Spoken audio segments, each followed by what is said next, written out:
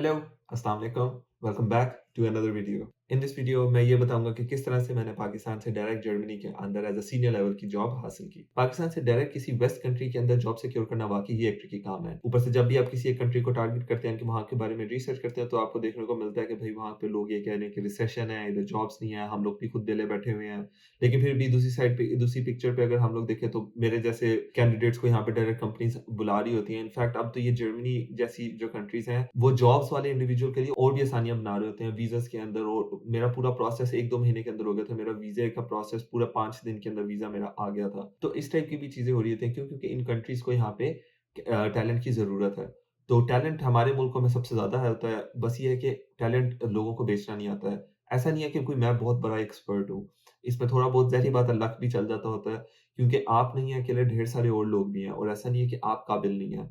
क्या बस इस तरह से हो जाता है कि अगर मैं एक कंपनी और मैं किसी एक कैंडिडेट को हायर कर रहा हूँ, तो कोई एक ऐसा कैंडिडेट होगा 10 कैंडिडेट्स में से जो शायद मुझे ज़्यादा क्लोज़ लग रहा होगा। बेशक एक और कैंडिडेट उसी लिस्ट में हो जो ज़्यादा काबिल हो। लेकिन मेरे पास टाइम नहीं होगा, मैं बस जो मुझे पहले एक अच्छा पूरा काम मेरा करने के लिए होगा, मैं उसी को ही हायर कर लूँगा। तो इस तरह से भी सीन हो जाता है। इसमें ये नहीं है कि आप टैलेंटेड नहीं हैं, इसमें बस ये वाली बात आ जाती है कि कोई और बंदा जो है वो थोड़ा-सा ज़्यादा जॉब के क्लोज़ था। तो लेकिन कुछ उसके अलावा भी चीज़ें हैं। जब आपको इंटरव्यू की कॉल आ जाती है, उसके आगे आपने क्या करना है, इंटरव्यू तक कैसे पहुँचना है। ये वाली कुछ चीज़ें हैं जो मैं अपनी तरफ से शेयर करना चाहता हूँ क्योंकि मैंने अभी रिसेंटली इन सारी चीज़ों को करके आया हूँ। मेरा थोड़ा-सा इसके अंदर एक्सपीरियंस हो गया हुआ है, तो मैं कुछ चीज़ें शेयर करूँगा जिससे क्या पता वाक़ई कुछ लोगों की रहनुमाई हो जाए। आगे वीडियो में जाने से पहले मैं सबसे पहला जो पॉइंट मेरा हर किसी के लिए वो होता है वो यही है कि सीरियस लें इस प्रोसेस को। अगर आप सीरियस ही नहीं ले रहे हैं इस प्रोसेस को तो फिर कोई फ़ायदा ही नहीं है। मेरे से लोग जब से मैं इधर आया हूँ, ज़ाहिर-सी बात है हर कोई आके पूछता है कि अच्छा भाई आपने किस तरह से किया? आपने ये कैसे किया? स्टूडेंट्स आके मेरे से भी अब पूछ रहे होते हैं और मैं उनको पूरा का पूरा प्रोसेस हमेशा एक्सप्लेन कर देता होता हूँ। बट ये है कि वो कभी भी उस तरह से आगे उस चीज़ को करते नहीं हैं। वो 1-2 चीज़ कर लेंगे और उसके बाद बस बैठ जाएँगे। येस, बंदा हिम्मत हार के बैठ जाता होता है। बट ये है कि जो जितना कर रहे हैं एटलीस्ट वो कंप्लीट करें। मतलब अगर 3 जॉब्स में भी अप्लाई किया तो वो 3 पे भी ज़रा टिका के अप्लाई करें। ये नहीं कि बस रिज़्यूमे फेंकी और कुछ हो जाए। अप्लाई करने की कुछ चीज़ें होती हैं, आप अपने आप को बेचने जा रहे हैं। यू आर द प्रोडक्ट और कंपनी को वो प्रोडक्ट चाहिए। तो आपने अपने आप को बेचना है। अगर आपको आपका ही स्किल जो है वो बेचना नहीं आएगा तो कोई फ़ायदा नहीं है। तो आपने थोड़ी-सी तैयारी करनी है। ये तैयारी अगर नहीं करेंगे तो फिर आपका कोई फ़ायदा नहीं है। तो मैं हमेशा लोगों को यही कहता होता हूँ कि जब भी आपने जॉब्स के लिए अप्लाई करना है तो उसको सीरियस लें। अगर आप सीरियस नहीं लेंगे तो फिर कोई फ़ायदा नहीं है। सीरियस इन द सेंस जब भी आप कोई जॉब देखें जिस पे आपने अप्लाई करना है उसकी आप डिस्क्रिप्शन पढ़ें, कंपनी के बारे में जानें, अपनी रिज़्यूमे को थोड़ी-सी ट्वीक करें, कवर लेटर को बनाएँ। ये सारी डिटेल्स मैं आगे वीडियो के अंदर पूरी डिटेल में एक्सप्लेन करूँगा। लेकिन बेसिक पॉइंट ये है कि जब भी आप अप्लाई करें बस यही नहीं है कि रिज़्यूमे उठाई, कॉपी पेस्ट किया और बस कॉल इट अ डे। नहीं, इस तरह से नहीं होगा। थोड़ा-सा मेहनत करनी होगी फिर ही जाके कुछ ना कुछ होगा। ये सीरियस के नोट के अंदर अगर मैं आपको ये चीज़ बताऊँ कि मुझे खुद 1 साल पूरा लगा है अप्लाई करने में। जब मैंने स्टार्ट किया था सितंबर 2022 पे, उस वक़्त मैं थोड़ा-सा सीरियस था। तो इनिशियल कुछ महीनों के अंदर मुझे इंटरव्यूज़ की कॉल्स आई, मैं थोड़ा-सा फीडबैक ले रहा था और मेरा कुछ हिसाब चल रहा था। लेकिन उसके बाद मैं बस अप्लाई करता रहता था। फिर मैंने देखा कोई कॉल ही नहीं आती है और फिर मैं डिसहार्ड हो गया, फिर मैंने छोड़ दिया और फिर मैं वापस अप्लाई करना शुरू किया और फिर मैंने जब दोबारा अप्लाई करना शुरू किया मई 2023 में, उस वक़्त मैंने कहा था यार मैंने नियत से अब अप्लाई करना है। अप्लाई करने का मतलब ये था कि मैंने कहा मैं रिज़्यूमे नहीं बनाऊँगा, मैं कवर लेटर्स के साथ अप्लाई करूँगा, मैं प्रॉपर्ली रीच करूँगा। मैंने ये चीज़ें देखी और मैंने कहा कि यार मैं अपने आप को सेल करता हूँ, ठीक है? मैं अब अपने आप को बेचने जा रहा हूँ। तो मैं ये वो वाली बात बता रहा हूँ कि आपने इस प्रोसेस को सीरियस लेना है। जब मैंने सीरियस लिया उस वक़्त ही मेरा कोई आउटकम आया, उससे पहले मेरा कोई आउटकम नहीं आया। अब हम लोग थोड़े-से फन पार्ट की तरफ आते हैं कि किस तरह से रिज़्यूमे बनानी है, कवर लेटर करना है, कंपनीज़ को रीच करना है, इस टाइप की चीज़ें क्या करनी है। सबसे पहला मेरा पॉइंट यही होगा कि ये आर्टिफिशियल इंटेलिजेंस ऑब्वियसली ये एआई, चैटजीपीटी, जेमिनी ये सारे टूल्स जो हैं इनको प्रॉपर्ली यूज़ करें। ये इतनी इतनी पावरफुल प्लेटफ़ॉर्म्स हैं आजकल और इतनी जॉब आसान की हुई है हम लोगों की। मैंने खुद अपना पूरा का पूरा प्रोसेस जो है वो सारा का सारा एआई टूल से करवाया था। लेकिन इसका मतलब ये नहीं है कि मैंने उससे कहा कि अच्छा भाई मेरे बारे में कुछ लिख के दे दो। उसको मेरे बारे में कुछ नहीं पता। वो at the end of the day है मशीन ही। वो अभी भी इतनी कोई काबिल नहीं हुई है। उसको आपने इन्फॉर्मेशन देनी है। उस इन्फॉर्मेशन को आप कहेंगे कि अच्छा इसको मुझे कंस्ट्रक्ट कर दें, इसको कंस्ट्रक्ट इस तरह से कर दें, इसको कंस्ट्रक्ट इस तरह से कर दें। तो ये सबसे ज़्यादा ज़रूरी है कि आप एआई टूल्स यूज़ करें लेकिन इसको प्रॉपर्ली यूज़ करें। इसकी एग्ज़ाम्पल मैं आप लोगों को एक दिखाता हूँ जो मैंने खुद अपने अप्लाई करने के लिए की थी। मैंने एक चैट बनाई थी और उस चैट का मैं थोड़ा-सा हिस्सा आप लोगों के साथ शेयर करूँगा। उस चैट के अंदर मैंने अपनी पूरी की पूरी ज़िंदगी की कहानी लिखी। मैंने बताया कि भाई मैं इस तारीख को पैदा हुआ, मैंने स्कूलिंग यहाँ से की उसके बाद मैंने डिप्लोमा इलेक्ट्रॉनिक्स में किया, वो हालाँकि उर्दू मीडियम में था। फिर मैंने सॉफ्टवेयर इंजीनियरिंग की, मैंने उस दौरान यहाँ पे ये काम करना शुरू किए। फिर मैंने इधर जॉब्स स्टार्ट की, उस जॉब्स के अंदर मैंने ये काम किया। मैंने ये नहीं कि सिर्फ़ बेसिक स्टफ़ में लिखा, मैंने पूरी डिटेल में लिखा। उस डिटेल्स में लिखने का ये फ़ायदा हुआ कि अब चैट को जो भी एआई टूल मैं यूज़ कर रहा हूँ, उसको मेरे बारे में पता है। मैं अब उसको कह सकता हूँ कि अच्छा यार, अब मेरी रिज़्यूमे के लिए अबाउट का सेक्शन लिखो, या फिर मेरे लिंक्डइन के लिए कोई उस फलानी जॉब का के बुलेट पॉइंट्स मुझे कुछ लिख के दो। तो ये इस तरह से इसको आप यूज़ करें। इसकी एक एग्ज़ाम्पल ये हमारे सामने है कि ये मैंने जिस तरह, so I have always been a tech enthusiast from from my childhood.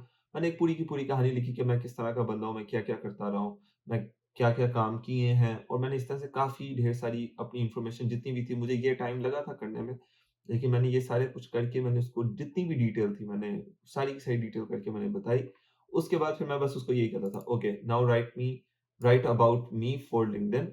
वो कुछ लिख के देता था, मैं कहता था कि यार ये अच्छा है, बस ये बहुत लंबा है, इसको प्लीज़ छोटा कर दो। फिर वो छोटा करके उसको देता था। फिर मतलब लाइक मैं उसको कहता था कि नहीं, ये बहुत ज़्यादा छोटा हो गया, इसको थोड़ा-सा बड़ा करो। तो मतलब मैंने इस तरह से करके इसको यूज़ किया था। लेकिन फिर से मैं वही बात करूँगा कि एआई टूल्स सिर्फ़ एआई टूल्स हैं। इनको आप इन्फॉर्मेशन देंगे, ये उसके अगेंस्ट ही कोई इन्फॉर्मेशन कंस्ट्रक्ट करके देगा। तो इसको जब भी यूज़ करना है, आपको हमेशा कोई इन्फॉर्मेशन देनी पड़ेगी। अदरवाइज़ इसका कोई फ़ायदा नहीं। अब सबसे ज़्यादा इम्पोर्टेंट पार्ट की तरफ आते हैं, वो है रेज़्यूमे। रेज़्यूमे से ज़्यादा इम्पोर्टेंट पार्ट वैसे एक और पॉइंट भी है, वो कवर लेटर का है, लेकिन मैं उससे पहले रेज़्यूमे, क्योंकि obviously resume and cover letter ये दोनों हैंड इन हैंड चलते हैं, तो ये सबसे ज़्यादा ज़रूरी है। रेज़्यूमे के बारे में मैं हमेशा वैसे ये रिकमेंड करता हूँ कि इस पे सबसे ज़्यादा टाइम ना ज़ाया करें। आपका ज़्यादा टाइम होना चाहिए अप्लाई करने में और कंपनीज़ ढूँढने में, लोगों को रीच करने पे, इन चीज़ों के ऊपर आपका टाइम ज़ाया होना चाहिए। आपका रेज़्यूमे बनाने पे टाइम ज़ाया नहीं होना चाहिए। रेज़्यूमे आपकी, यस, मतलब आप ये नहीं कि बिल्कुल भी ना आप उसके ऊपर कोई एफ़र्ट करें। आप करें एफ़र्ट उसके ऊपर, शुरू में करें, बस वो एफ़र्ट ज़्यादा देर की नहीं होनी चाहिए, और वो कभी भी किसी थर्ड बंदे से ना बनवाएँ। ये तरीका बहुत गलत होता है कि आप किसी से जाके कहें कि यार अच्छा ये मेरी रेज़्यूमे बना दे। नहीं, वो कोई फ़ायदा नहीं है। क्यों? क्योंकि आपकी खुद की लर्निंग ही नहीं हो रही है उससे। आप भी खुद एक ईज़ी वे देख रहे हैं। ईज़ी कोई चीज़ नहीं होती है। कुछ लोगों के लिए शायद होती हो, जिसकी एग्ज़ाम्पल आप देख के कहते होंगे कि अच्छा उसका हो गया था। हर किसी का नहीं होता। तो रेज़्यूमे जो है वो आपने खुद बनानी है और एक अच्छी बनानी है। लेकिन उस पे आपने ज़्यादा टाइम नहीं ज़ाया करना है। उसके लिए मैं रिकमेंड ये करता हूँ हमेशा कि कोई ऑनलाइन टूल्स वगैरह देख लें। मैंने खुद भी ऑनलाइन टूल, रेज़्यूमे आयो है, रेज़्यूमे मेकर डॉट ऑनलाइन या एआई है। इस तरह के कुछ ढेर सारे टूल्स हैं, मैं वो वाले टूल्स यूज़ करता था। इन टूल्स का फ़ायदा ये होता है कि ये ऑलरेडी इन्होंने एक अच्छे टेम्पलेट्स के डिज़ाइन किए होते हैं, उसके अंदर इन्फॉर्मेशन आपने बस जाके डालनी होती है, और ये एटीएस अप्रूव्ड भी होते हैं। एटीएस जो है यहाँ पे हर कंपनी के अंदर इंस्टॉल्ड होता है, ये बाय लॉ इनकी रिक्वायरमेंट होती है। एटीएस का नुकसान ये होता है कि कुछ रेज़्यूमे जो होती हैं वो वहाँ पे एक्सेप्ट नहीं होती हैं। तो जो ये ऑनलाइन टूल्स होते हैं, इनका काम ही यही है कि वो इस चीज़ के ऊपर करें। तो जो बाहर पे जाके आपने किसी बंदे को पैसे देने हैं या किसी से कहना है कि मेरा रेज़्यूमे बना दे, वो बेहतर है कि आप ये ऑनलाइन दें, आप उसको इन्फॉर्मेशन दें, और ये आपकी हेल्प करके आपको एक रेज़्यूमे बना के देगा। इसमें मैं कुछ टूल रिकमेंड करूँगा, ये resume.io, ये वाला टूल मैंने खुद यूज़ किया था। इसके अंदर ढेर सारे टेम्पलेट्स होते हैं। अगर मैं इसको ओपन करूँ, मैं यहाँ पे सिलेक्ट टेम्पलेट क्लिक करूँ, तो ये ढेर सारे यहाँ पे टेम्पलेट्स आ जाते हैं। इसकी अगर पेमेंट करेंगे तभी फ़ायदा है, अदरवाइज़ इसका कोई फ़ायदा उस तरह से नहीं होगा, क्योंकि वो फिर एक बड़ा ही बेसिक सा फॉर्मेट देंगे, टेम्पलेट्स भी ज़्यादा के ऑप्शन नहीं होंगे। लेकिन मैं ये रिकमेंड करूँगा कि आप पेमेंट करें, और पेमेंट क्योंकि सिर्फ़ $3 की इसकी एक सब्सक्रिप्शन होगी, उसमें आप अपना रेज़्यूमे बनाएँ और उस सारे के सारे फॉर्मेट्स डाउनलोड कर लें। मैंने तो पूरा फ़ोल्डर बना के सारे के सारे फॉर्मेट्स एक ही बारी में डाउनलोड कर लिए थे। पेमेंट इसकी अगर आप देखें तो ये सिर्फ़ $3 की 7 दिन की है। तो $3 पाकिस्तानी आजकल मेरे ख़्याल से ₹800 बनता होगा। तो ₹800 में आपका ये काफ़ी एक अच्छी रेज़्यूमेज़ यहाँ से बन सकती हैं। इस तरह से और भी ढेर सारे टूल्स हैं, आप उनमें से कोई एक यूज़ कर लें। इसमें से एक जो अगर यूरोप के अंदर आप देख रहे हैं, तो इसके अंदर एक आता है यूरोपास रेज़्यूमे। आप वो भी देख सकते हैं। मुझे पर्सनली वो पसंद नहीं है, लेकिन उसका एक्सेप्टेंस रेट होता है थोड़ा-सा, तो आप वो भी देख सकते हैं। इन ऑनलाइन टूल्स का और फ़ायदा ये भी होता है कि मैं रिक्रूटमेंट करता रहा हूँ पाकिस्तान में, मैं लोगों के रेज़्यूमेस देखता होता था, और मैं अगर एज़ एन एचआर की आँखों से अगर बताऊँ, तो जब मैं रेज़्यूमे देखता हूँ, अगर मुझे उसने पहले 1-2 सेकंड के अंदर वहाँ पे रोका नहीं है ना, तो मैं मोस्ट प्रोबेबली आगे चला जाता था। रेज़्यूमे से मुझे फ़ील ही नहीं अगर आई है कि यार ये अच्छा रेज़्यूमे है या मेहनत हुई हुई है इस पे, तो मैं उसपे वहाँ पे नहीं रुकता था। इन ऑनलाइन टूल्स का ये है कि काफ़ी आपकी रेज़्यूमे को प्रोफ़ेशनल वे में सेल करते हैं।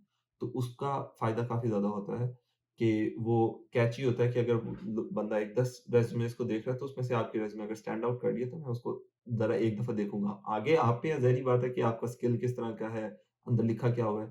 लेकिन इनिशियल जो कैप्चर है ना, वो रेज़्यूमे की होती है, वो इन ऑनलाइन टूल से काफ़ी अच्छी आप कर सकते हैं। रेज़्यूमे हमेशा आपकी कोशिश करें कि 1 पेज की हो, अगर 2 पेज की होती भी है तो एक्स्ट्रा इन्फॉर्मेशन जो है हॉबीज़, स्कूलिंग और स्किल्स, इस टाइप की जो भी चीज़ें हैं वो हमेशा आपकी सेकंड पेज पे होनी चाहिए। फर्स्ट पेज पे आपके हमेशा रीसेंट एक्सपीरियंसेस, और रीसेंट एक्सपीरियंसेस आपके in the form of achievements होनी चाहिए। आप ये चीज़ें ना लिखें कि मैं पिछली जॉब पे ये करता रहा था। लेकिन आप ये बताएँ कि मैं अपनी पिछली जॉब पे उस कंपनी का ये फ़ायदा करके आया हूँ। मैं अपनी पिछली जॉब पे ये काम करता था, उसकी वज़ह से मेरी कंपनी को ये फ़ायदा हुआ। मैंने अपनी जो जॉब की डिस्क्रिप्शंस, मैंने उधर कहीं पे भी ये नहीं लिखा था कि मैं डे टू डे किन चीज़ों पे काम करता था। मैंने वहाँ पे ये लिखा था कि मैंने उस कंपनी का किस तरह से फ़ायदा करवाने की कोशिश की है या करवाया है। तो आप ये बताएँगे कि अचीवमेंट्स कैसे किए हैं। अब आप सोच रहे होंगे कि अच्छा यार, मैंने जो स्किल्स वग़ैरह आप जो सॉफ्टवेयर वग़ैरह वाले हैं, अगर उनका यही होता है कि यार हम लोग अपने स्किल्स बताएँ कि हमें ये टेक्नोलॉजी भी आती है, ये भी आता है। वो आप नीचे स्किल्स के सेक्शन पे एक लिस्ट आउट कर दें कि अच्छा यार, मुझे इस चीज़ पे भी आता है, मुझे फलानी टेक्नोलॉजी आती है। तो आप उसको वहाँ पे करें, लेकिन आपकी कोशिश करें कि जॉब डिस्क्रिप्शन है उसके अंदर आप अपनी अचीवमेंट्स करें, और वो हमेशा बुलेट पॉइंट्स के अंदर होनी चाहिए। मैं अगर अपनी रेज़्यूमे की एग्ज़ाम्पल दूँ तो ये मैंने इस तरह से बनाई हुई है। इसके अंदर मैंने अपनी extra information, stack overflow, LinkedIn, इस टाइप की भी इन्फॉर्मेशन डाली हुई है। मैंने पोर्टफोलियो भी डाला हुआ है। पोर्टफोलियो काफ़ी काम आ जाता है। वो अगर आप सॉफ्टवेयर वाले हैं तो उसके केस में ज़्यादा ज़रूरी है। जो डिज़ाइनर्स हैं उनका बिहेंस का या जो भी इस तरह के पोर्टफोलियो होते हैं वो ज़्यादा ज़रूरी हैं। तो अगर आपके पास वेबसाइट कोई आपकी है तो वो बना लें और उसको भी यहाँ पे अटैच करें। उसके बाद क्या नाम है, अगर आप ये देखें, मैंने कोई अबाउट मी अपना नहीं लिखा हुआ। मैंने बस जो मेरे आखिरी एक्सपीरियंसेस थे उसके मैंने बुलेट पॉइंट्स लिखे हुए हैं। मैंने किस तरह से लिखे हुए हैं कि help my company to release its flagship product, I created an efficient architecture in QLDB and Firebase PubSub. ये बात, मैंने काम असल में भी इन चीज़ों पे किया हुआ है, लेकिन मैंने इसको सेल जिस तरह से किया हुआ है वो थोड़ा-सा कैची है। वो लोगों को यही लगता है कि अच्छा, इसने अच्छे तरीके से काम किया, और ये थोड़ा-सा प्रोफेशनल भी लगता है। और ये सारी चीज़ें ये नहीं है कि कोई मैं बहुत क्रिएटिव बंदा हूँ। ये सारी की सारी चीज़ें वही एआई टूल से ही मैंने की है। मैंने वही डिटेल में इन्फॉर्मेशन लिखी और उसी को कहा कि मुझे इस तरह से लिख दे। और मैंने उसको तब तक इस तरह से ये कहता रहा जब तक मुझे कोई ज़्यादा वो ह्यूमन फॉर्म पे नहीं लगी है। मतलब ये चीज़ मुझे इस तरह से भी शो करवानी थी कि ये ह्यूमन लगे, ये ना लगे कि अच्छा वाक़ई एआई टूल से लेके आया है। तो एआई टूल्स को आप लोगों ने इस तरह से यूज़ करना है। बाकी अगर आप मेरी रिज़्यूमे के अंदर देखें तो आप देखेंगे कि education, skills, languages, hobbies, internships, certificates, ये जितनी भी इंफॉर्मेशन है वो मैंने नीचे रखी है। फर्स्ट पेज पे मेरी सिर्फ़ और सिर्फ़ जो रीसेंट एक्सपीरियंसेस थे मैंने वही लिखे हुए हैं। और ये अगर आप देखें तो ये एक ही कंपनी के मैंने 2 एक्सपीरियंस लिखे हुए हैं। वो क्यों लिखे हुए हैं? क्योंकि एक टाइम पे मेरी पोज़ीशन डिफरेंट थी और एक टाइम पे मेरी पोज़ीशन डिफरेंट थी। तो आप अपनी रेज़्यूमे को इस तरह से इंक्रीज़ भी कर सकते हैं, अगर आपके पास ज़्यादा कंपनीज़ का एक्सपीरियंस नहीं है, आपके पास एक ही कंपनी का एक्सपीरियंस है, लेकिन आपकी एक कंपनी में ग्रोथ ज़्यादा हुई है, तो आप अपनी ग्रोथ को डिवाइड करके भी लिख सकते हैं। और हमेशा बुलेट पॉइंट्स में लिखनी है। और सबसे ज़्यादा एक ज़रूरी चीज़ ये कि आपकी रिज़्यूमे हमेशा पीडीएफ फॉर्म में होनी चाहिए। कभी भी डॉकएक्स की फॉर्म में या किसी और चीज़ की फॉर्म में नहीं होनी चाहिए, हमेशा पीडीएफ की फॉर्म में होनी चाहिए। मैं जब रिक्रूटमेंट करता होता था, डॉकएक्स की आती थी तो मैं उसका हमेशा ही अलग रख देता होता था, और मैं पहले पीडीएफ देखता था और फिर मैं देखता था डॉकएक्स की। और मोस्ट प्रोबेबली डॉक्यूमेंट्स वाले जो भी होते थे, वो नज़र आ जाता था कि इनकी नीयत ही नहीं थी। तो हमेशा आपकी जो रिज़्यूमे है वो हमेशा पीडीएफ की फॉर्म में होनी चाहिए। रिज़्यूमे की आजकल एक डिजिटल फॉर्म है, वो है लिंक्डइन। लिंक्डइन आपका दोस्त है। लिंक्डइन आपने सबसे ज़्यादा यूज़ करना है अगर जब भी आपने कोई नई पोज़ीशन देखनी है। उसके लिए सबसे पहला स्टेप ये है कि आपकी लिंक्डइन की जो प्रोफ़ाइल है वो सबसे ज़्यादा अपडेटेड हो और वो सबसे ज़्यादा अच्छी हो। अब ये ना हो कि आपकी जो इन्फॉर्मेशन है वो लिंक्डइन की और रिज़्यूमे की एग्ज़ैक्ट मैच कर रही हो। 80-90% मैच भी कर रही हो तो भी ख़ैर है, पर थोड़ी-सी डिफरेंट होनी चाहिए। लिंक्डइन के अंदर आप थोड़ी-सी ज़्यादा डिटेल्स लिख सकते हैं, क्योंकि वो एक ऐसी जगह है जहाँ पे आप एक किस्म की अपनी इन्फॉर्मेशन डंप कर रहे हैं बार-बार। रेज़्यूमे ऐसी चीज़ है जो चेंज होती रहती है। लिंक्डइन जो है उसके अंदर इन्फॉर्मेशन ऐड होती रहती है। तो जो लिंक्डइन है उसके अंदर आपकी हमेशा इन्फॉर्मेशन जो है वो थोड़ी-सी ज़्यादा होनी चाहिए। अगर आपने देखा हो कि मेरी रिज़्यूमे के अंदर कोई भी मैंने अबाउट मी का सेक्शन नहीं डाला हुआ था, लेकिन अगर आप मेरी लिंक्डइन की प्रोफ़ाइल देखें तो इसको मैंने इस तरह से रखा हुआ है। इसके अंदर मैंने ये पूरी की पूरी डिस्क्रिप्शन डाली हुई है। अगेन वही डिस्क्रिप्शन चैटजीपीटी से निकलवाई हुई है। बट अगेन सारी की सारी इन्फॉर्मेशन पहले दी हुई थी, उसी की बेस पे भी सारी इन्फॉर्मेशन निकली है। बाकी ये है कि लिंक्डइन की जो आपकी प्रोफ़ाइल है, हमें ऐसी फ़ील होनी चाहिए कि एक्टिव है। अगर आप कोशिश करें तो पोस्ट वगैरह को थोड़ा-सा जाके लाइक करें। वही बस ये नहीं कि बहुत ज़्यादा ही कुछ करें, मैं कोई खुद पोस्ट नहीं करता होता हूँ। लेकिन मैं ये है कि थोड़ा-सा एक्टिव रहता हूँ, मेरी लिंक्डइन को मैं साथ-साथ अपडेट करता रहता हूँ। तो हमेशा आपकी जो लिंक्डइन है वो अपडेटेड होनी चाहिए और इसके अंदर हमेशा एक्स्ट्रा इन्फॉर्मेशन होनी चाहिए। इसके अंदर अगर आप यहाँ पे ये भी देखें कि मैंने किस तरह से वही जॉब को 2 दफ़ा डिवाइड किया हुआ है। जितना काम है एटलीस्ट उतना ही लिखें, उससे ज़्यादा ना लिखें। अपने आप को फ़ॉल्स ना सेल करें। यहाँ पे अगर एक्सपीरियंस करके देखें तो 2019 से 2020 का 1 साल का एक्सपीरियंस टेक्निकली मैंने लिखा हुआ है। असल में मैं फ्रीलांसिंग थोड़ा-सा ज़्यादा पीरियड की करता रहा हूँ, लेकिन अगर उसको एक्यूमुलेट करेंगे तो वो सिर्फ़ और सिर्फ़ 1 साल का ही बनता है, तो मैंने इसलिए उसको कम करके ही लिखा हुआ है। इसी तरह से नीचे अगर आप देखें मैंने जो भी सर्टिफ़िकेट आजकल तक हासिल किए, मैंने लोगों से कहा कि मुझे रिकमेंडेशंस लिख के दो। तो इस टाइप की चीज़ें जो है आपकी लिंक्डइन जो है वो थोड़ी-सी एक्टिव नज़र आनी चाहिए। बस एक पॉइंट लिंक्डइन का यही है कि उसके अंदर जितनी इन्फॉर्मेशन हो सकती है वो वहाँ पे ऐड करें। जब भी आप जॉब्स अप्लाई करेंगे उसके अंदर मैं 2 तरीके ही रिकमेंड करूँगा। एक तो ये कि जब भी आप जिस कंपनी के लिए जॉब पे अप्लाई कर रहे हैं, आपकी रिज़्यूमे जो है उस जॉब डिस्क्रिप्शन के हिसाब से चेंज होनी चाहिए। अब बार-बार रिज़्यूमे को चेंज करना थोड़ा-सा डिफ़िकल्ट पार्ट है। लेकिन उससे ज़्यादा एक पावरफुल चीज़ ये है वो है कवर लेटर। आप चाहे रिज़्यूमे को अपना ना चेंज करें, आप एक रिज़्यूमे जर्नल जितनी डिटेल्ड हो सकती है उतनी बना लें, लेकिन आप अपने साथ कवर लेटर बनाएँगे और कवर लेटर हमेशा सेंड करेंगे। कवर लेटर आप एक डायरेक्ट मैसेज दे रहे हैं एचआर के बंदे को, टैलेंट एक्विजिशन वाले ऑफिसर को, जिसने भी आपकी रिज़्यूमे देखनी है, उसके साथ वो आपका कवर लेटर देखेगा। कवर लेटर एक किस्म का आपका डायरेक्ट मैसेज है उस बंदे को कि यार मैं इतना काबिल हूँ, मैं इस तरह से काम करता रहा हूँ, मुझे ऐसे लगता है कि ये जो आपकी जॉब है ना, इसके ऊपर मैं सबसे ज़्यादा फिट बैठूँगा। तो कवर लेटर बहुत ज़्यादा ज़रूरी चीज़ है। इसको कोई मैं इस चीज़ को बहुत ज़्यादा नॉन सीरियस लेता था। मैं आपको वही बता रहा कि जब मैंने अपना प्रोसेस स्टार्ट किया था, उस वक़्त मुझे रिस्पॉन्स थोड़ा बहुत आया था। वो भी बाय चांस आया था, मैंने कुछ जगहों पे कवर लेटर के साथ अप्लाई किया था। उसके बाद मुझे आया ही नहीं कभी भी, क्योंकि मैं ठीक से अप्लाई ही नहीं कर रहा था।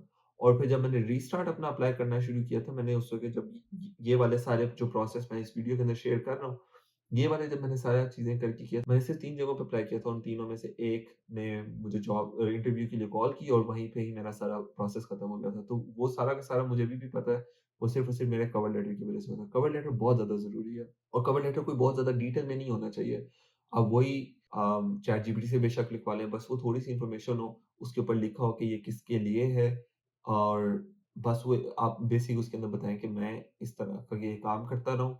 आपकी जॉब डिस्क्रिप्शन के अंदर ये चीज़ें लिखी हुई हैं, मुझे लगता है कि मैं इन पे सही बैठूँगा और एंड पे आप कुछ कंक्लूड कर दें कि मुझे लगता है कि मैं बेहतर फिट हूँ इस जॉब के लिए और इस टाइप की इन्फॉर्मेशन हम वहाँ पे लिखें। कवर लेटर भी बनाने के लिए मैं यही रिकमेंड करूँगा कि कोई ऑनलाइन टूल क यूज़ करें। रेज़्यूमे आयो जो मैंने टूल बताया था उसका यही फ़ायदा है कि उसके अंदर रेज़्यूमे भी बन जाती है और कवर लेटर्स भी बन जाते हैं। अगर इसके अंदर ये देखें कि ये कवर लेटर है, बिल्कुल सिंपल सा है, इसके अंदर मैंने कुछ भी नहीं चेंज किया हुआ। मैं इसको बार-बार जब भी अप्लाई करता था तो मैं एक न्यू कवर लेटर बनाता था जो न्यू जॉब डिस्क्रिप्शन के हिसाब से होता था। इसके अंदर आप देखें तो इतनी ज़्यादा इन्फॉर्मेशन नहीं लिखी हुई है। मैंने इसके अंदर लिखा है टू फीफा बतूल, आर्कुलस जो भी ये सॉफ्टवेयर कंपनी वगैरह होगी और बेसिक इन्फॉर्मेशन मेरे बारे में। बस यही चीज़ें डाली हुई थी। इस टू की जगह पे आप बस थोड़ी-सी चीज़ें चेंज करेंगे और ये कॉन्टेक्स्ट चेंज करेंगे।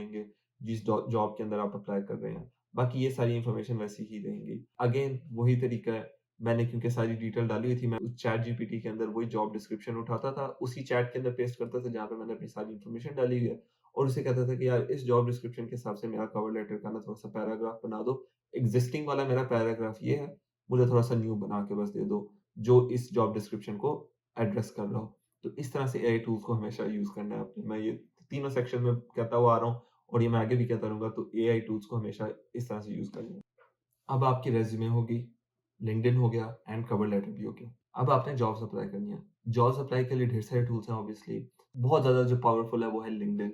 लिंक्डइन मेरी जॉब मुझे लिंक्डइन से मिली है। तो लिंक्डइन मुझे पता है कि कितना पावरफुल है। लेकिन इसका मतलब ये नहीं है कि कोई और आपने बाकी प्लेटफ़ॉर्म्स को इग्नोर कर देना है। जर्मनी के अंदर अगर आप अप्लाई कर रहे हैं तो इसके अंदर एक स्टेपस्टोन आ जाता है, वो सब बहुत ज़्यादा पॉपुलर है। लेकिन मैं ये रिकमेंड करूँगा कि लिंक्डइन एंड देन आप अपनी खुद रिसर्च करें और फिर उसके बाद डिफरेंट और टूल्स के अंदर जाएँ। लिंक्डइन पर ऑब्वियसली आपने इधर जॉब्स के सेक्शन में जाना है, यहाँ पे आपने जिस पोज़ीशन के लिए जॉब्स देखनी है उसका बस यहाँ पे नाम थोड़ा-सा लिख दें। मैं लिख देता हूँ फ्रंट एंड डेवलपर और मैं इसको लिख देता हूँ जर्मनी में। अब इसके अंदर ढेर सारा रिज़ल्ट आ गया, अब इस रिज़ल्ट को आप थोड़ा-सा फ़िल्टर करें। उसके अंदर हमेशा मैं कुछ चीज़ें हैं जो मैं करता होता हूँ। उसमें सबसे पहले जो मैं चीज़ करता हूँ, वो मैं यहाँ पे जाता हूँ ऑल फ़िल्टर्स के अंदर, यहाँ पे सॉर्ट बाय के ऑप्शन के अंदर मैं करता हूँ मोस्ट रिसेंट। ये बहुत ज़्यादा ज़रूरी है, ताकि जो भी नई पोज़ीशंस हैं, आप डायरेक्ट उन्हीं के ऊपर जाके अप्लाई करें क्योंकि वहाँ पे कैंडिडेट्स कम होंगे। उसके अलावा अगर आप नॉर्मल पोज़ीशन के लिए कर रहे हैं, आप एंट्री लेवल एंड एसोसिएट कर लें, मैं मिड सीनियर लेवल की ही देखता होता था। अगर आप इन दोनों को देखें तो अब ये शो 14 के रिज़ल्ट्स आ जाएँगे। अब इसके अंदर आप देखें 43 मिनट्स पहले यहाँ पे एक सॉफ्टवेयर जो भी आगे जर्मन में लिखा हुआ है, उसकी पोज़ीशन आई हुई है। इसके अंदर ऑब्वियसली अगर आप जर्मनी में अप्लाई कर रहे हैं, तो अगर ये चीज़ जर्मन में लिखी हुई है, तो इसका मतलब ये है कि उन्हें जर्मन बंदा ही चाहिए, तो इंग्लिश वाला काम तो यहाँ पे नहीं आएगा। अगर आपको लगता है कि आप इधर अप्लाई करके कुछ कर सकते हैं, तो आप अप्लाई कर लें। लेकिन इस तरह का इसका फ़ायदा देखें कि जो रिसेंट अभी जॉब पोस्टिंग है, आपको डायरेक्ट वही नज़र आ रही है। एक चीज़ ये कि कहीं पे भी आप जॉब अप्लाई कर रहे हैं, बस ये चीज़ देख लें कि आप एमी स्पैम ना करें। अगर आपको लगता है कि आप इस जॉब के काबिल हैं, आप तभी अप्लाई करें। अगर आपको लगता है कि अच्छा आप थोड़े से इनएक्सपीरियंस है इस जॉब के लिए, आप तब भी अप्लाई कर दें। बट अगर आपको लगता है कि अच्छा आप इसके बिल्कुल काबिल ही नहीं हैं, तो फिर आप ना अप्लाई करें। आप ऐसे रेज़्यूमे फेंकने से कुछ भी नहीं होता और वो एक आगे वाले बंदों का भी टाइम ज़ाया हो रहा है और एथिकली भी नहीं इतनी अच्छी चीज़ होती है। ये बस मेरी अपनी पर्सनल एक सजेशन है। या अगर आप करना चाहते हो आपकी मर्ज़ी है। दूसरा मीडियम जो जॉब्स ढूँढने का है वो गूगल है। गूगल मैं इसलिए कह रहा हूँ कि आपको पता है कि अच्छा यहाँ पे कंपनीज़ कौन-सी हैं। जर्मनी की अगर आप मशहूर कंपनीज़ देखें, आप मर्सिडीज़ देखेंगे, बीएमडब्ल्यू देखेंगे, ये कार्स की कंपनी है लेकिन इनके पास भी ऑब्वियसली सॉफ्टवेयर अंदर अपना इंटरनल इनका चल रहा है। उसके बाद आपको यहाँ पे सॉफ्टवेयर हाउस देखें आप टेक जायंट्स को देख लें, टिकटॉक है यहाँ पे, अमेज़न है, ज़ायस जो कॉल ज़ायस एक कंपनी है वो भी है, सोनी है। गूगल के भी ऑफ़िस है, एप्पल का भी ऑफ़िस है, ढेर सारे यहाँ पे ऑफ़िसेज़ हैं। तो ऑब्वियसली इनकी भी यहाँ पे जॉब पोज़ीशंस होंगी। अब आप सोच रहे होंगे कि यार ये तो इतनी बड़ी-बड़ी कंपनीज़ है, यहाँ पे होगा कि नहीं होगा? अगर आपको 2-3 साल का एक्सपीरियंस है, 1-2 साल का भी एक्सपीरियंस है, आप उस लेवल की पोज़ीशन पे आप अप्लाई करें। आप अगर जूनियर हैं, जूनियर की पोज़ीशन पे अप्लाई करें, आप सीनियर हैं, सीनियर की पोज़ीशन पे अप्लाई करें। आप अपने आप को काबिल समझें और इन जगहों पे अप्लाई करेंगे तो ही कुछ आगे बनेगा। तो इन जगहों पे भी आपने हमेशा अप्लाई करना है। इसको ढूँढने का क्या तरीका है? मैंने अभी इस वीडियो के लिए ही यहाँ पे आके बस गूगल में लिखा है सॉफ्टवेयर और सॉफ्टवेयर के अंदर मुझे ये सॉफ्टवेयर 1 कुछ नज़र आ गया। सॉफ्टवेयर 1 पे मैंने ऐसे क्लिक किया और ये मैं इनकी वेबसाइट पे आ गया। वेबसाइट पे हर वेबसाइट पे इधर कहीं न कहीं पे एक कैरियर का पेज होगा। इस कैरियर पे आया हूँ मैं और यहाँ पे इधर लिखा हुआ है जी discover your options. Discover your options के अंदर अब यहाँ पे कहीं न कहीं पे कुछ ऐसी रेलेवेंट फ़ील्ड्स होंगी, जहाँ पे मैं अप्लाई कर सकता हूँगा अगर मुझे अप्लाई करना होता है यहाँ पे। अब मैं यहाँ पे आया हूँ, इधर आके मैंने एक ये फ़िल्टर अप्लाई किया है सॉफ्टवेयर एंड क्लाउड सर्विसेज़ का जो मेरी फ़ील्ड से थोड़ा-सा रेलेवेंट है और यहाँ पे आप देखेंगे कितनी ढेर सारी पोज़ीशंस आ गई हैं जो ऑब्वियसली मेरी डेवलपमेंट की है, उसकी यहाँ पे भी कोई भी नहीं है लेकिन सिमिलर टू आईटी फ़ील्ड्स के अंदर यहाँ पे ढेर सारी और पोज़ीशंस भी आ गई हैं, जिसमें लिनक्स की आ गई हैं, ये जीसीपी की आ गई हैं।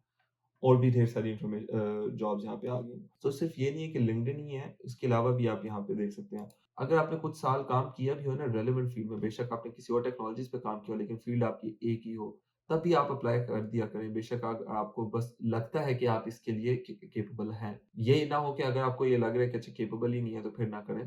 बट अगर आपको लगता है कि अच्छा चलें आप टेक शिफ्ट कर सकते हैं, आप थोड़ी-सी रिसर्च करें, अप्लाई करें और आगे देखें कि क्या होता है। लेकिन अप्लाई कवर लेटर अगेन और सारी इन्फॉर्मेशन के साथ करें और बताएँ कि आप इस तरह से काम करते हैं और अब आपको लगता है कि मैं अब शिफ्ट करना चाह रहा हूँ किसी और टेक्नोलॉजीज़ पे, तो आप अप्लाई करें और उसके अंदर इन्फॉर्मेशन आप कवर लेटर के अंदर लिखें और आगे आप सेंड कर दें। तो मोस्ट प्रोबेबली फिर भी आपको कोई ना कोई आंसर आ जाया करेगा। इसके अलावा और भी ढेर सारे प्लेटफ़ॉर्म्स जैसे मैंने पहले भी शायद बताया तो उसके अंदर स्टेपस्टोन आ जाता है, इंडीड है और भी ढेर सारे हैं, तो आप ज़रूर उनको भी देखिएगा। उसके बाद सबसे ज़्यादा ज़रूरी चीज़ आ जाती है वो है इंटरव्यूज़। आपने जॉब्स रेज़्यूमेस वगैरह बनाई, कवर लेटर्स बनाए, लिंक्डइन भी सेट कर दिया आपने, ठीक जगहों पे अप्लाई किया, आपको कॉल बैक्स आई और उन्होंने कहा कि इंटरव्यू करते हैं। इंटरव्यूज़ यहाँ पे टिपिकली 4-5 इंटरव्यूज़ होते हैं, जो कि सबसे पहला स्क्रीनिंग एक होता है, जो एक एचआर के साथ होगा, वो बस आके आपकी पर्सनैलिटी असेस करेंगे। आपको असेस करेंगे कि क्या आप इधर कि आप किस नियत से आना चाह रहे हो। उसके बाद और आपका बेसिक स्किल लेवल वगैरह जो होगा वो असेस करेंगे। फिर आपका एक कोई कोडिंग चैलेंज अगर सॉफ्टवेयर के हैं आपका कोई कोडिंग चैलेंज आ जाएगा या फिर जो भी है डायरेक्ट एक टेक्निकल इंटरव्यू एक होगा। फिर आपका एक कल्चर फिट इंटरव्यू होगा जिसमें वो लोग आके देखेंगे कि अच्छा आप कल कंपनी के कल्चर पे मैच होते हैं कि नहीं। कि आप ऐवें ही बिल्कुल ही डिफरेंट मेंटालिटी के और कंपनी में बिल्कुल डिफरेंट लोग हों। तो फिर ज़ाहिर-सी बात है आप वहाँ पे उस एनवायरनमेंट के अंदर मैच नहीं करेंगे। और फिर एक फाइनल इंटरव्यू होता है वो फिर मोस्टली ऑफर क्लोज़ करने के लिए ही होता है। उसके अंदर बस सैलरी और इस टाइप की चीज़ें ही डिस्कस होती हैं। ये मेरा सेकंड लास्ट पॉइंट है और इसका नाम ये है कि right place at the right time. इसका मतलब ये है कि मुझे पूरा 1 साल लगा था जॉब्स अप्लाई करने पे। उस पूरे साल में मैं बीच में डिसहार्ट हो गया, मैंने अप्लाई करना छोड़ दिया और फिर मैंने जाके शुरू से फिर से स्टार्ट किया अप्लाई करना। लेकिन जब मेरी जॉब हुई और जब मेरी पिछली जो रिजेक्शंस थी, मेरे पास कोई हज़ारों रिजेक्शंस पड़ी हुई हैं। मैं ईमेल के अंदर जाके अभी अनफॉर्च्यूनेटली सिलेक्ट सर्च करूँ, ढेर सारे अनफॉर्च्यूनेटलीज़ आ जाएँगे। मैंने एक ये चीज़ रियलाइज़ की है कि मैं एक सही जगह पे था, सही टाइम पे था, तभी जाके मेरी वो जॉब हुई है। जब मेरी जॉब्स नहीं हुई थी, इसका मतलब ये नहीं कि मैं काबिल नहीं था, उसका मतलब ये है कि शायद कोई और बंदा आ गया, जो थोड़ा-सा ज़्यादा बेहतर था उस पोज़ीशन के लिए या फिर कंपनी को ये लगा कि अच्छा ये बंदा थोड़ा-सा ज़्यादा इस पोज़ीशन के लिए। तो इसका आपने बस कभी डिसहार्ट नहीं होना। आप लगे रहें, साथ में अप्लाई करते रहें, आप देखते रहें न्यू तरीके आप ये सारी मेरी सक्सेस स्टोरी है। जब कल को आपकी जॉब बनेगी तो आपकी एक अपनी सक्सेस स्टोरी होगी, वो कि बिल्कुल डिफरेंट होगी। फिर आप अपने पॉइंट शेयर करेंगे कि कुछ इस तरह से चीज़ें कर लें। तो ये एक साइकिल है, इस तरह से चलता रहता है। बस मेन मेरा यही पॉइंट है कि अगर आपकी नहीं हो रही है तो इसका मतलब ये समझें कि यार अच्छा ये आप थोड़ा-सा आगे-पीछे हो गए, कोई और बेहतर कैंडिडेट आ गया। जब आपकी हो जाएगी तो आप फिर यही सोचिएगा कि अब you are at the right place at the right time, तो ये बहुत बड़ी मैटर चीज़ करती है। तो ये इसी तरह से जॉब होती है। तो हमेशा आप अप्लाई करते रहेंगे, इसका मतलब ये नहीं है कि आपको रिज़ल्ट मिलेगा, और अगर नहीं मिलेगा तो इसका ये नहीं मतलब कि आप काबिल नहीं है। तो इसमें आप कभी परेशान ना होइएगा। तो ख़ैर इसके साथ वीडियो को हम लोग कंक्लूड करते हैं। ये जितने भी मैंने पॉइंट्स यहाँ पे शेयर किए हैं, सारे मेरे एक्सपीरियंस की बेस पे हैं। तो मैं कोई एक्सपर्ट नहीं हूँ, मैंने सिर्फ़ अपना एक्सपीरियंस शेयर किया है। इसके अंदर कोई भी इन्फॉर्मेशन अगर आपको और चाहिए, कोई नए आइडियाज़ वग़ैरह वीडियोज़ के लिए कोई आप चाहते हैं कि अच्छा मैं इस टाइप की वीडियो बनाऊँ, तो ज़रूर मुझे नीचे बताइएगा। मैं वैसी वीडियो को ज़रूर एड्रेस करने की कोशिश करूँगा। लेकिन तब तक के लिए आप ज़रूर दुआ में याद रखिएगा। एंड फ़ी अमानिल्लाह। खुदा हाफ़िज़।